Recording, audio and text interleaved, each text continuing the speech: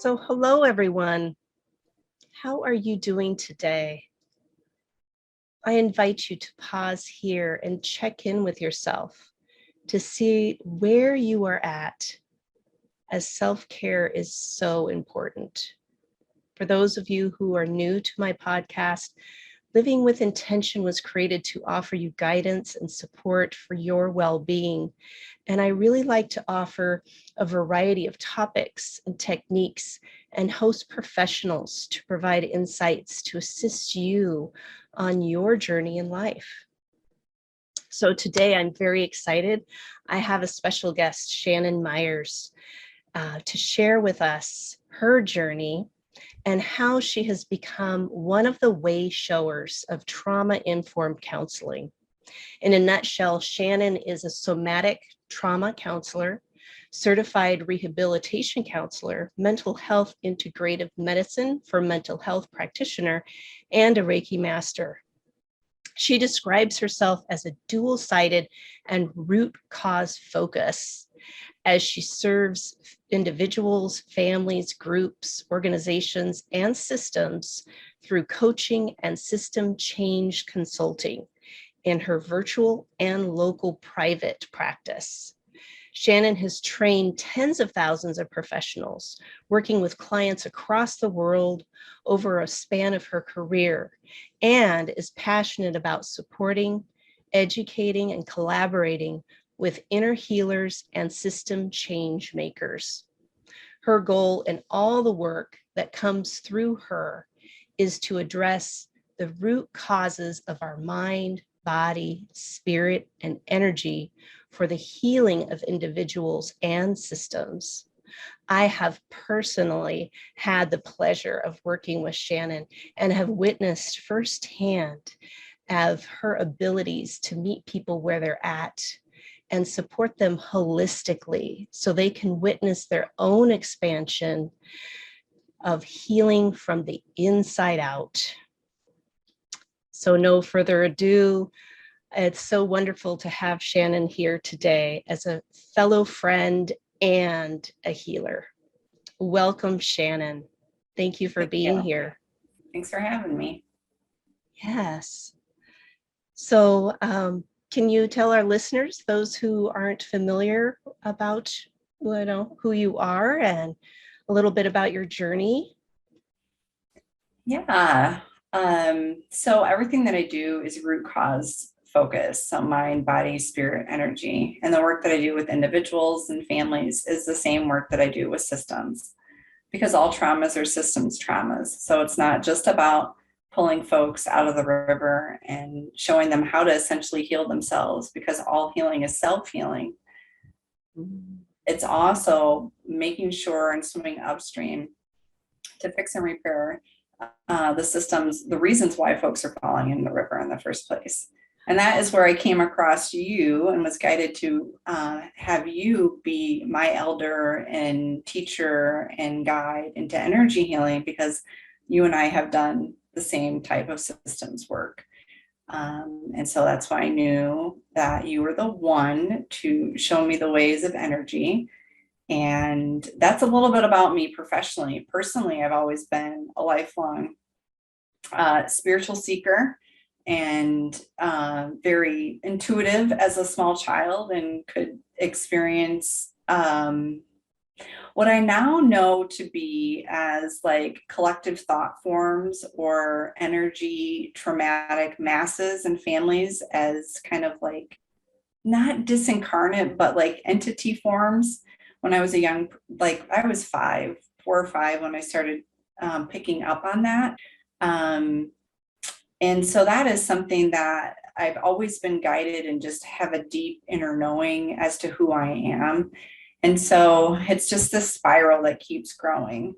And with for me, it was deep initiations into the work of being a healer. I did not want to be a healer. I wanted to be anything but.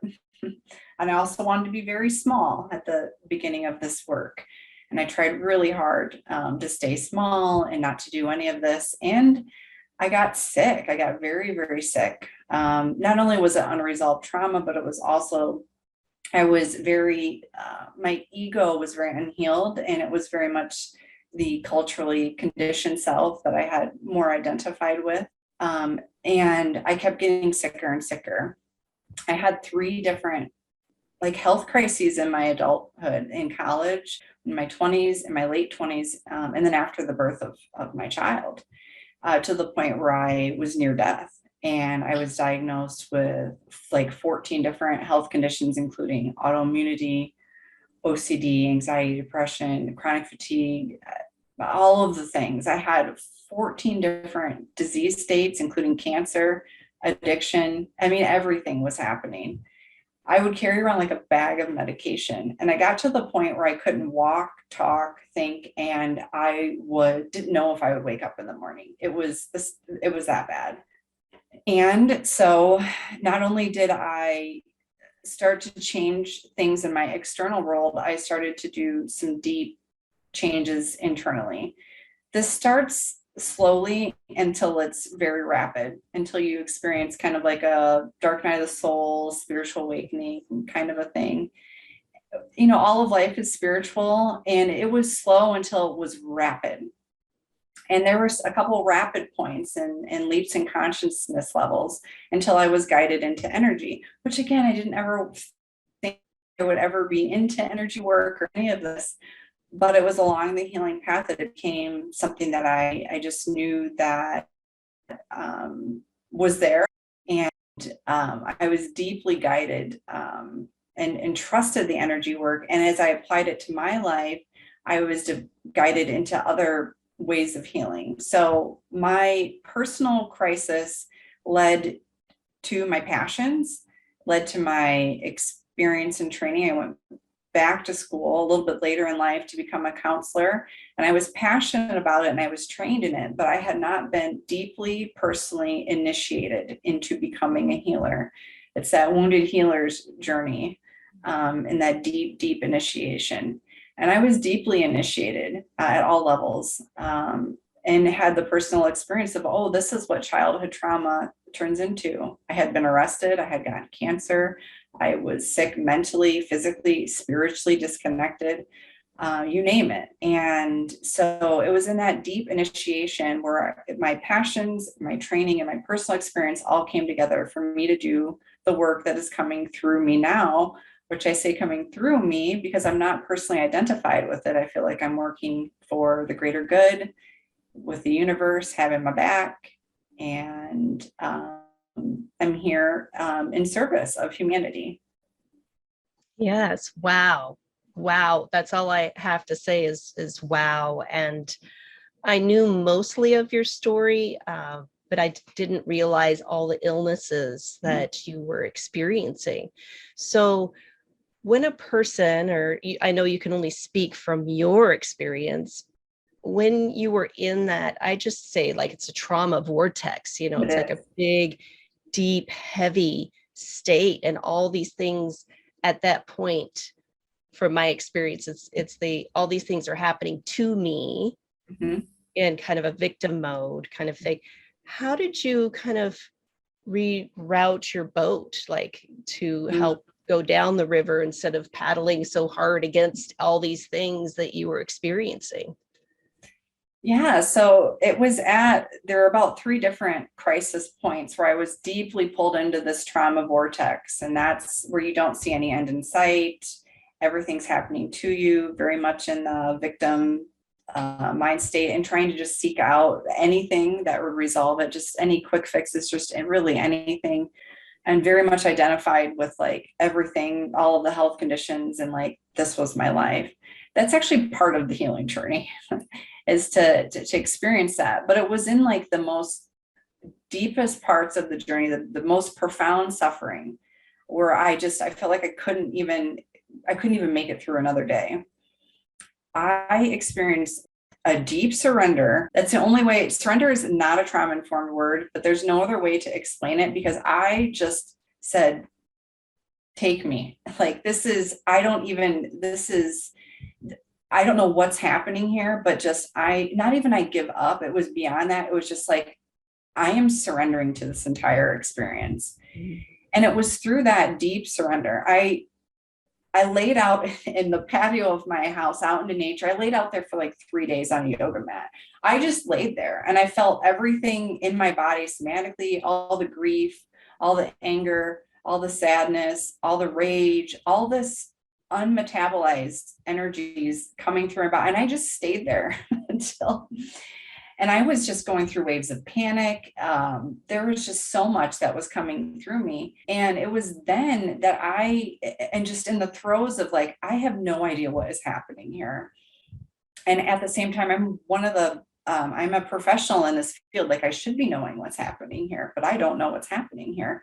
It was in that state where there was just this wave of like peace and bliss that came through in the most profound suffering. And I was on my hands and knees and I was crying and thanking life for giving this to me. And because I knew that this had a reason. And I knew that on the other side of this, even though I had no idea what that looked like, that I was going to do something with my experience to help other people. And like, it was such a deep knowing that it gave me the strength to be able to take direct action. And it became a spiritual event. I said something out loud into the universe and called back a soul fragment in that moment. It was like in those 3 days where I said something and I brought back this part of myself that had been missing and was deeply integrating into my being. And I said, oh, I remember. I remember. Yes, that deep surrendering, the acknowledgement. I think that's the invitation. Yeah, and when you described how you were feeling all of this in your body that hadn't resonated, right? Because from my understanding, and again, please correct me if I'm wrong or give me more insights about this, when we're in a traumatic experience, whether it's an everyday experience, continuing, ongoing, or an event, a big event that happens that literally shocks our nervous system, and we don't give time to process that, to really work with it, to understand what's happening with our mind and our body, and working through that. It's more of, this happened to me and I don't have time to feel, I don't have time to process it. I have to go back to work tomorrow. I have to still get up for my kids, or, whatever that is. And we don't allow to really feel it and allow that to move through us. So I love how you describe that on your deck and really feeling into that. Whew, I got goosebumps. Yeah.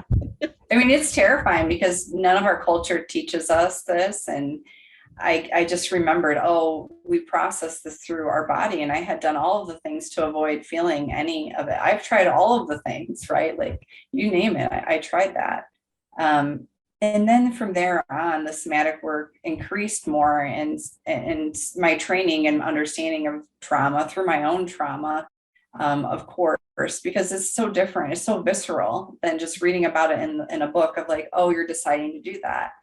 No, with trauma, it's uncompleted self-protection responses. So our biology decides for us, force chooses for us in the moment when trauma is happening, in the moment, not even what the situation needs, but how you're going to stay alive. And so what happens repeatedly throughout your life is you get pulled back somatically. It's like a somatic imprint back into that trauma vortex, and your body just goes back and does the same thing whenever presented with anything similar or adjacent to any type of that same flavor of experience. And so we go back to that over and over and over again. And through our management tools, they could look like coping skills. Maybe it's drinking or shopping or overworking or anything. None of these responses are to be villainized.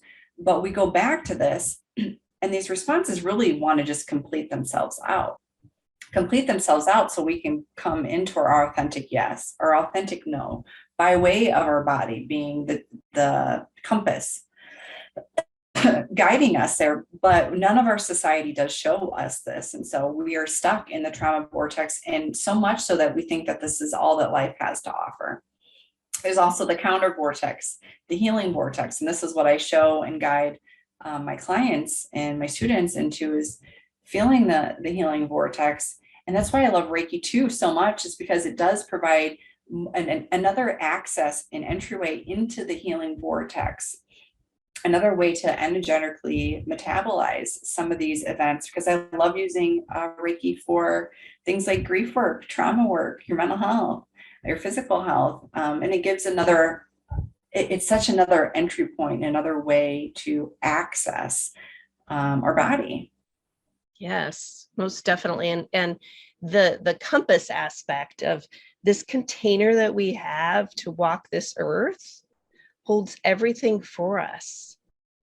And that's the beauty of it. And when you talked about having that internal compass, can you give a little bit more insight to how that works a little bit, and also kind of with the somatic responses, like what would that look like?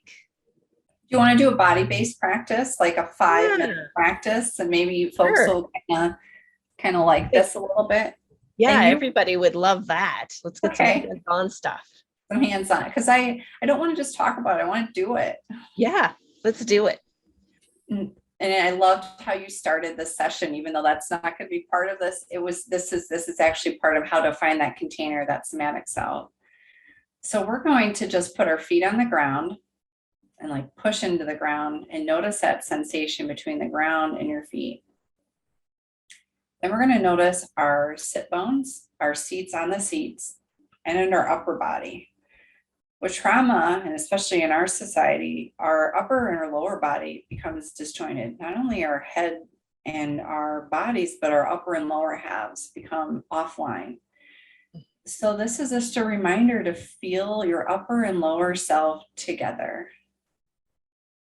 And however you may notice that may be by noticing you have a core, and by sitting up a little bit taller, and noticing how that feels together. Now we're going to add our side body. We shrink to try to fit ourselves into this world. So this is an invitation to take up space and expand into your side body. Symbolically, our side body is represented by, and you can bring this to your mind's eye, is those that support you here and now. Maybe it's animals, pets, friends or family member, your elders, your teachers. Maybe it's a philosophical figure that you feel you're drawn to. We're just going to notice what it is like to notice our side body.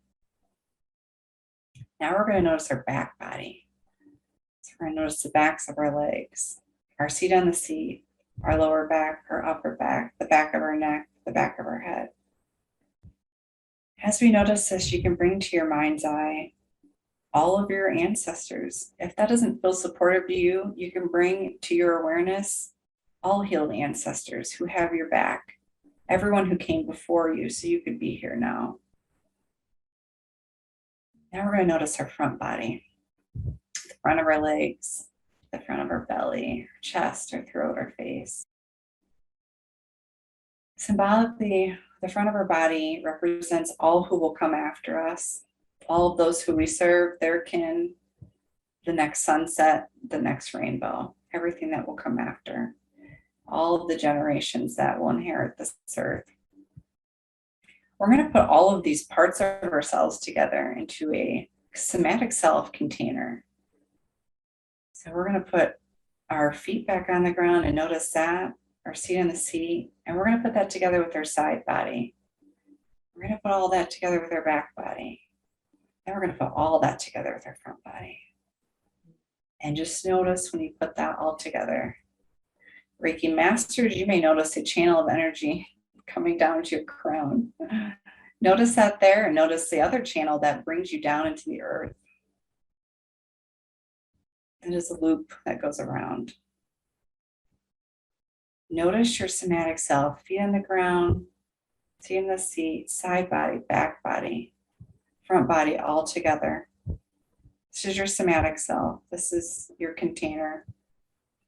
This is another place to go to when you get pulled into the trauma vortex. This is your healing vortex. Now we're gonna actually dip our toe in here. We're gonna do a little bit of nervous system retraining since we have this opportunity. We're gonna dip ourselves into that channel, that center line channel. Everything that we hold and protect. So we're gonna notice our belly, our chest, our throat, our brain. It's gonna be a little bit busier there. This is part of your trauma vortex. These are also parts of yourselves that you get pulled into when you're stressed and traumatized. There's more here. Just notice a little bit more there. Your brain's going to get a little busier. Your biology is going to be busier.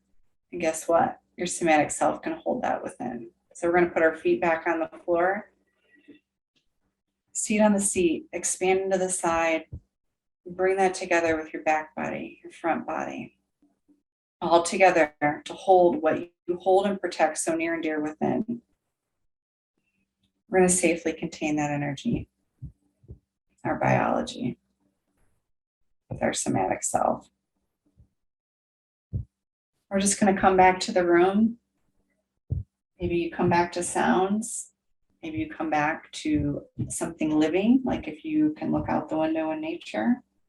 Maybe you come back to something blue or green. You come back out to about 50 feet out and come back out to about 20 feet out. Noticing sounds in your house, wherever you're at. Come back out to 10 feet out. What's in the immediate room that you're in? What sounds are here? We're going to come back out to an arm's length. What's here? Leaning on something that feels more supportive. We're going to come back to each other.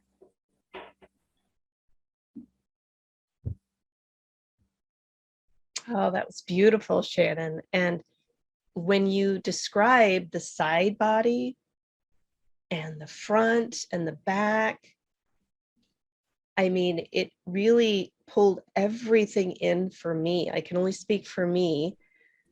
And I love the aspect, of course, of ancestors or supportive figures or what have you, because they too are part of us. You know, they're part of our DNA.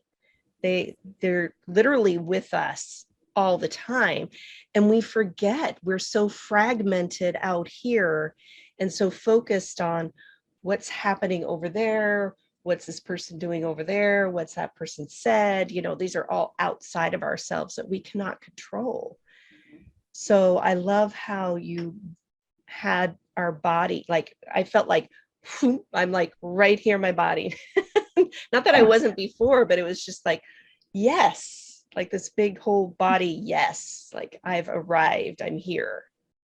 Your spirit's there. That's the home for your spirit. You're reassociated instead of dissociated then. Can you talk about more of your integrative counseling? What does that involve? Because you are at the cutting edge of that right now.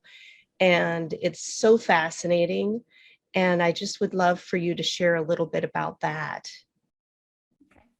Yeah, so all counselors will decide on specializing in different things. And sometimes counselors, their specialty is being a master generalist.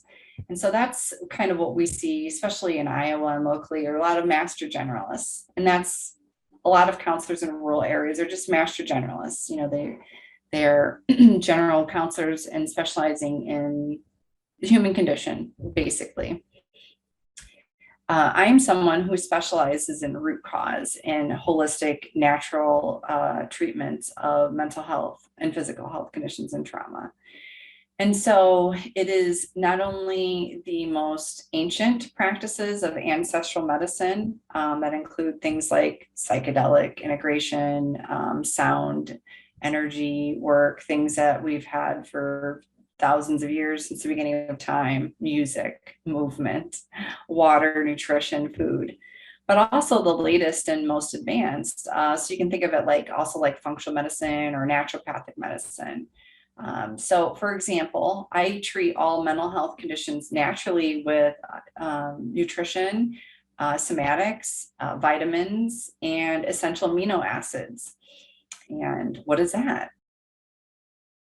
had green tea. So green tea has L-theanine in it. L-theanine is an essential amino acids. We get essential amino acids from food. They're natural vitamins.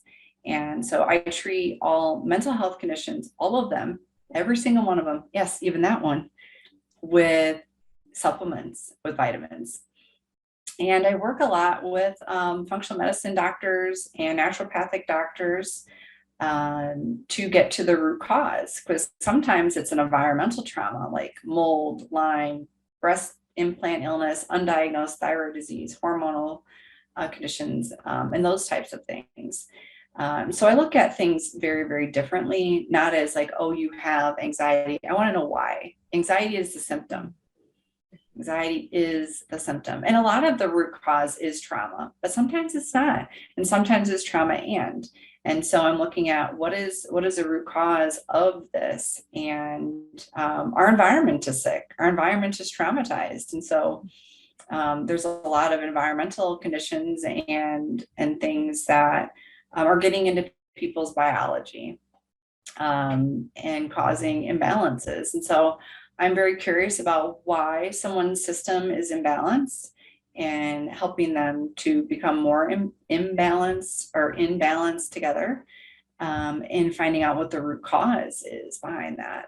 And I look at that in a very different way. The way that I look at it doesn't pathologize anyone.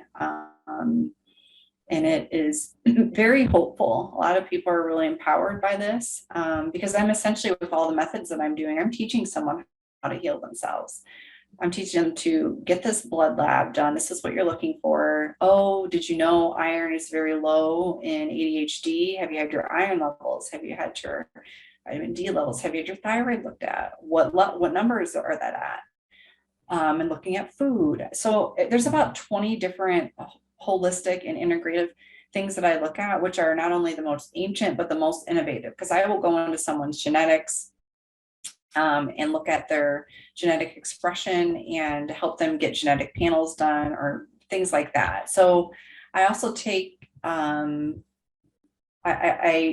it's most cutting edge because we don't wait for integrative medicine. There's about 400 doctors, psychiatrists, and counselors in the US that are double board certified like I am. And I don't wait for the medical model to take 17 years to validate that something is true. If a new study comes about, the people that practice the way that I do, we're sharing that information and we're able to, in real time, be able to change practices. I'm not waiting 17 years to like, oh, has this been validated? No, the research just came out. Like, we're on it, we're doing it. And some of us have been doing this stuff for years because there's evidence there already. So it is highly evidence-based, but it's just not widely practice, but that doesn't mean that it can't be universalized. So that's part of my mission here, is try to universalize trauma-informed integrative medicine for mental health so that it can be part of our medical model. Because that's part of true informed consent, is when you go to your provider and they're like, here are some options here, and then here are the other options as well. We have a lot of refugees where I live, and a lot of individuals that just aren't, the medical model isn't culturally appropriate for them, where they would rather use psychedelics or something, or natural medicines, and that's culturally appropriate for them. And so I practice cultural competency and to honor the whole person that I'm serving, rather than just, oh, here's the medical model, this is what you get. Oh, yes. It's so important to, again, you meet the person where they're at on all aspects. Mm-hmm. And the culture and all of that combined, I mean, that makes up us. And I want to go back to, in the very beginning, as you're sharing all that, I'm big about the collective consciousness, that I say through these podcasts that we're creating the stone soup of collective consciousness, and it can't exist anywhere else. And so as you are connecting with individuals and groups and being part of this leading edge type of counseling therapy approach, you are creating a new collective consciousness and you're building off of that. So it's so beautiful to witness that and to just know that it's real. This is true. Mhm. And, you know, again, I invite people to have an open mind and be curious because we don't know everything. Our minds say, well, how can that be? And you know, just kind of poo-poos it or what have you, because we don't have the information. We haven't had the experiences ourselves. So it's more about just being open and asking questions and just really knowing that you don't know. You don't know until you have that experience. So thank you for sharing all of that and opening that up for that, the collective consciousness and building off of that, because it's so important. Yeah. And I mean, in your young years, because you're younger than me, so I can say that, you have done so much in such a little time. Like you said, that quickening or that awakening happened so fast for you, which is beautiful. And just learning to trust. Yeah. So how can people connect with you if they have more questions or things have really resonated with them and they would like to just test the waters with you? What's your contact information? So you can find me at my website, theintegrativecounselor.com. I also have social media platforms. On Instagram, it's the Integrative Counselor, and on Facebook, it's the Integrative Counselor. That's also my email address, theintegrativecounselor@gmail.com. Perfect. Yes. And any last nuggets for our listeners today? Yeah, our universe works on intention and it works on free will. And so I want everyone to consider the possibility that all healing is self-healing. Even if it comes through someone who is called a healer, it is still you connecting with the intention of healing. That is you, your higher self, your soul healing yourself. And it's only coming through a person and it's still your healing. I think a lot of times it's misunderstood. And there's a lot of gatekeepers too. There's a lot of folks that are still running off the paradigm of competition and secrecy and things like that. But there's another way, and just knowing that when you decide to heal, you are still healing yourself, even though if that's coming through another person, you're still self-healing. Yes, perfectly said. It's all within us and through us on so many different levels. And it's just as you shared in your experience, that acknowledgement, that surrender, it offers that invitation so that the universe or whomever your higher power you believe in, and I've said this on numerous times on my podcast, it's not just one way, it's whomever you connect with, and just allow and trust in the process, because you don't know until you have that experience, and it's the experiences that get you to the next experience and the next. And it might be a little messy sometimes, or you might wonder, what the heck am I doing? You know, that kind of thing. But having that trust and knowing that there's something here, there's something to learn, to experience, to heal, and knowing that you're right where you need to be. Yeah. Well, wonderful. Thank you so much for being with us here today, Shannon. And I look forward to hosting you again once your book is released and we can explore more with you. Thank you. Thanks for having me.